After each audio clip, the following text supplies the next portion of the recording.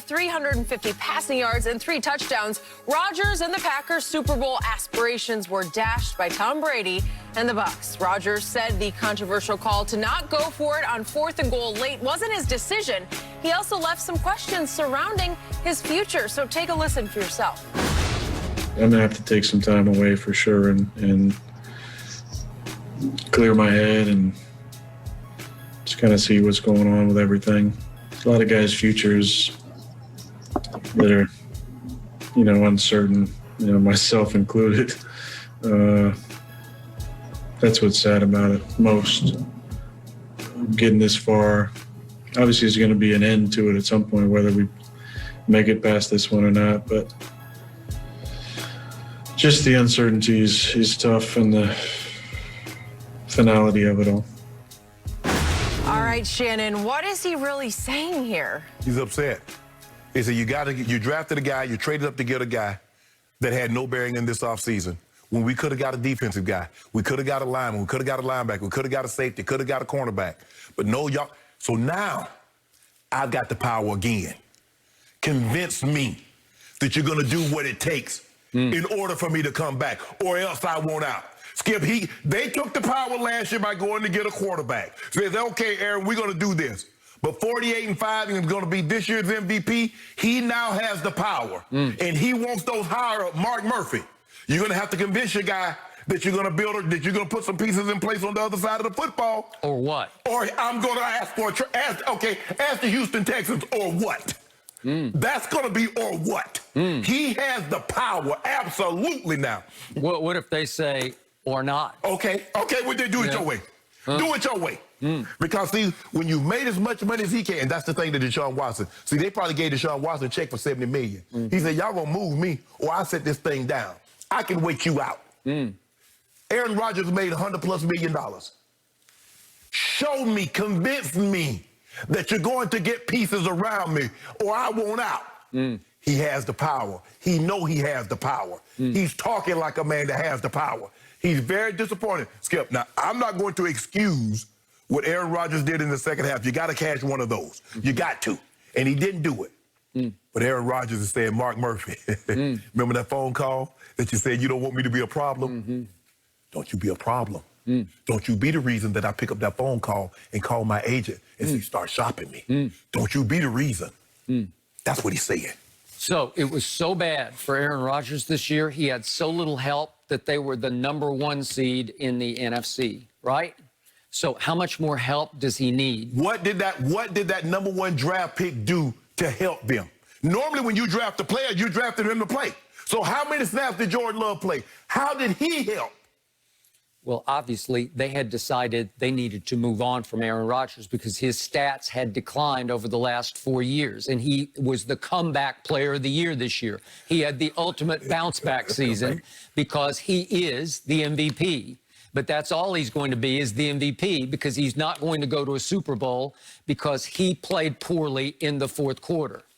This post-game interview with Aaron Rodgers was the ultimate classic Aaron Rodgers blame deflecting, finger pointing. Don't look at me, look at them. Look at my coach. I don't know, it wasn't my decision to kick the field goal. Yeah, but your coach said you got to call the play on 3rd down, so who called, let me ask you a question. Who called the plays on the 1st and 2nd down? Who was calling the plays throughout the 4th quarter? You see what he tried to do? Now, you keep saying Aaron Rodgers tried to shift the blame, but his coach tried to shift the blame on him. Well, he called the play on the 3rd down. Well, who called the plays on 1st and 2nd down? Who called the plays throughout the 4th quarter? All right, fair enough. But Aaron Rodgers ended this interview doing something he'd never done before, according to all the reporters who have covered this team for the longest time. He thanked all the media for all their help and all their diligent reporting during the regular season. And it came across as, goodbye, I'm out. That's it for me, my swan song. Baloney. I'm calling baloney on him because it's not a swan song, because he's scheduled to make $36.3 million next year, and he's got one more year at almost $40 million, $39.9 million the following year. So he was all but groveling for sympathy yesterday. That's what Aaron was doing, groveling for sympathy from Packer Nation. Oh, woe am I. I just didn't have enough help. And now we got all these guys coming up. Their contracts are due. They could become free agents. And hey, I'm one of them. I no, you're not one of them. But he's saying that his future is just as uncertain as anybody else's, so that all the blame can be deflected off him onto somebody else, whichever way you can put it on, Kevin King or Matt LaFleur. Well, Kevin King didn't play well, but Skip, you keep telling me, Aaron Rodgers was terrible. Aaron Rodgers was 4-11 in the fourth quarter. Well, Tom Brady was 6 of 11 with 2 interceptions. Was he any better than the fourth quarter than Rodgers? No, but he won the game. No, he won or the defense. You see what you did? No. You see what you did? Did he outplay Aaron Rodgers? No! Oh, stop it. No, he did not! What were the QBRs for the game? Look at him. Huh? I'm trying to... What were the QBRs? Yeah. Wait, hold on, time out.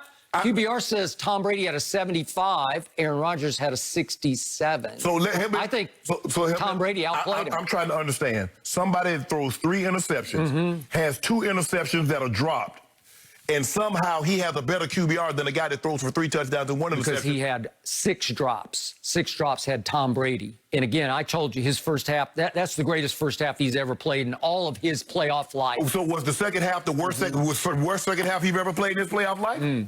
No, I wouldn't say that. He got them home. Skip, Yep. a guy throws 3 interceptions. He's 6 of 11 in the fourth quarter, and you say, oh, because he got him home, he played well. Really? Was he playing against 2 backup safeties? No.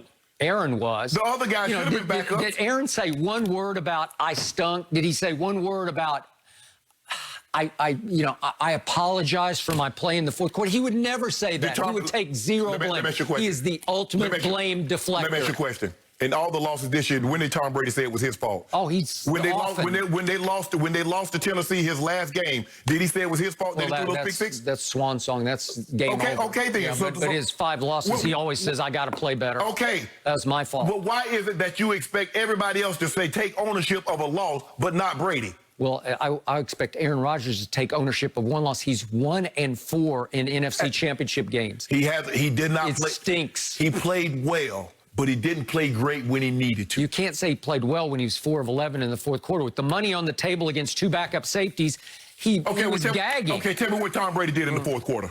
Well, who won the game? See, that was Skip. I know, but who did? He got the game home. Skip, you can't He's playing chess. So when LeBron James doesn't play well in the fourth quarter and they win, why do you criticize I don't him? care about LeBron. But see, now you don't care because you he can't doesn't belong in this conversation. We're talking about the GOAT You here. can't do that. You can't say because he won, he played great when he didn't. Okay, but he played great enough to put Aaron on his heels the whole game, and Aaron folded right on schedule. You say the fourth quarter is the money quarter. Yeah. That's what you said.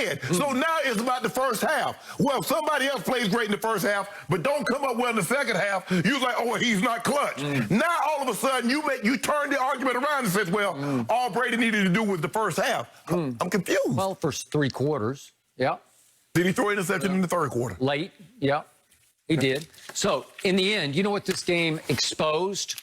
It exposed the 2 most overhyped, overrated figures in the National Football League. One is Aaron Rodgers and the other is Bill Belichick. That's what happened in this game. They both got exposed by Thomas Edward Patrick Brady Jr. That's what happened. Skip, look, Rodgers had Brady thrown for 350, 3 touchdowns, had a clean game. I can give you that. Skip, he did not play well. Did you hear one word out of his mouth about, I should have played better?